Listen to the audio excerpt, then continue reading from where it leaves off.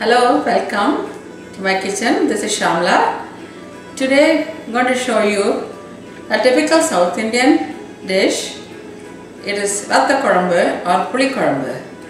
This is favorite of South Indian meal. Let me tell you what the main ingredients are and then I'll show you the process. So it is called Puli Kuzhambu or Vathal Kuzhambu. Main ingredient being tamarind or puli. The puli or tamarind, here I'm using the regular one. It's not the paste or concentrate because it tastes very good with the regular one. And then this is oil, nallanai or sesame seed oil. It's very important, it gives a lot of flavor, so I like to use this. And then this is a soaked tamarind. I soaked it in hot water.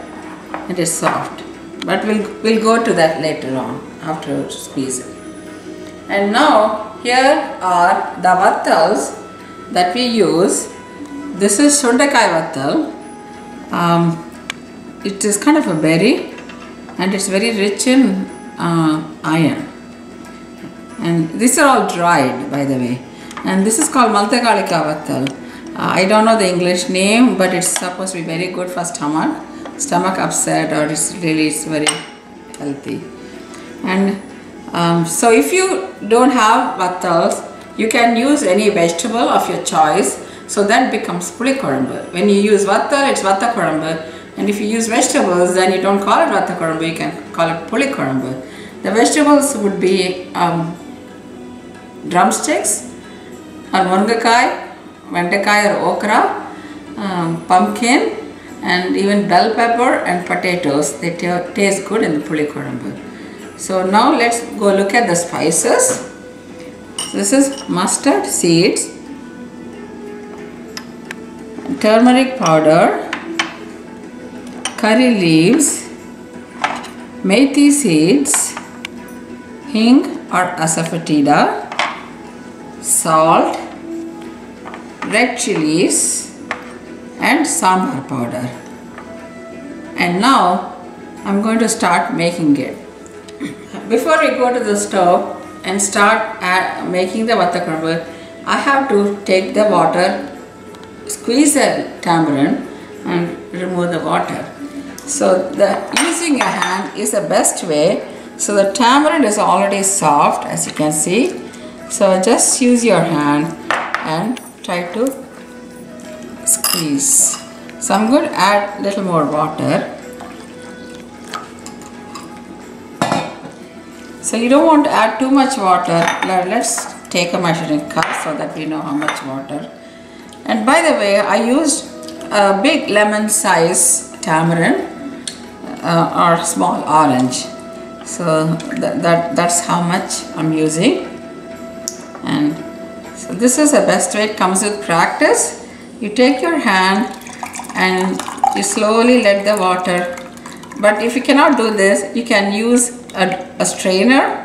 That should be okay too. So here, it looks like there is more pulp.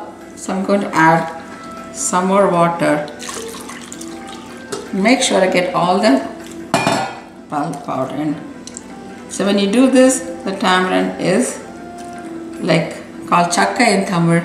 There is no pulp. So here, just do once more. And now we got 1 cup of the juice. Let's pour it in this. And see the thickness, it's not too thin. Try to do this once more.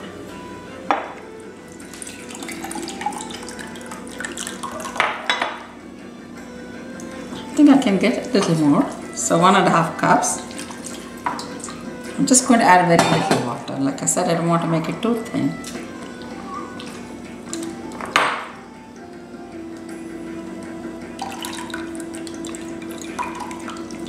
Here all the juice is out.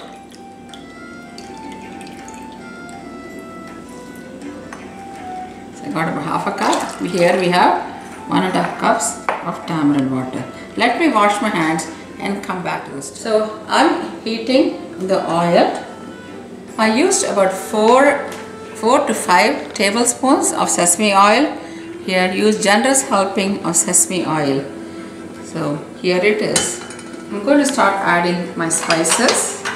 I have a 1 teaspoon measure here. So about 1.5 teaspoons of mustard. I'm going to add 1 teaspoon methi seeds and reduce the heat. When you are frying the vegetables, you don't want to burn them, but you want to roast them. That's the secret. So you always turn down the heat so that you don't burn the spices. If you burn them, it's not going to smell very good. Okay, now I'm going to add 1 red chili. You can see this is getting roasted. And then I'm going to today make Maltagalika Vathal Kurambu. So I'm going to add about 1.5 tablespoons of the Vathal. So today it's going to be Vathal Kurambu. If I didn't add this, the added vegetable is fully Kurambu. And now I'm going to add, I turned off the heat because it was frying, it was sputtering. And here 1 teaspoon of hing. You use general helping, that gives a good flavor. Okay, now that you have this, now you add the tamarind water. So remember, I turned down the heat. You don't want to pour the tamarind water on the high heat. It's going to, there it is. Okay, let's look at it. So here is it. Now we turn the heat back on. It's a tamarind water. And I'm going to add curry leaves and salt, about 1 teaspoon.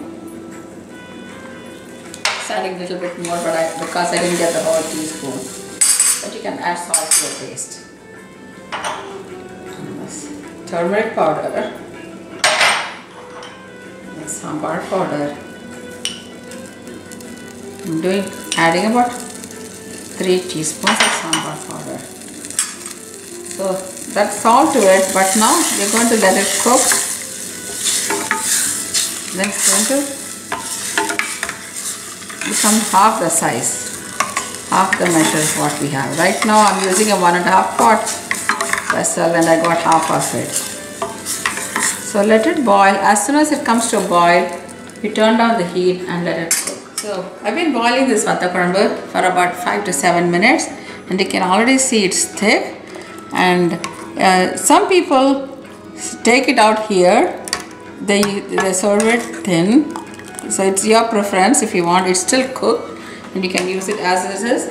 But I'm going to cook it a little more and make it thicker. And it's already smelling very nice. So I just want to show you how it's coming. Let's check the Vathal Kurambu. See this? See how thick it has become. Now it's ready to be turned off. But before I turn it off, I'm just going to add about half a tablespoon of nallanai, sesame oil for extra flavor. And here it's going to get more thick once it gets cool a little bit. But here it is. And actually you can keep this, it'll keep for a long time. You can put it in the refrigerator and it can stay for weeks. And you can take a little at a time and have it with rice. I want to show you the finished Vathal Kurambu. See how thick it is. We used about 1.5 cups of tamarind water and I got about 8 ounces, 1 cup of Vathal Kurambu. So it cooked down to 2/3. And this you can use, you need only very little with rice, and you can, this will go well with parab and kheera masyal. And it's very good, especially if you have had a heavy meal. This is a good food, this is good meal to have.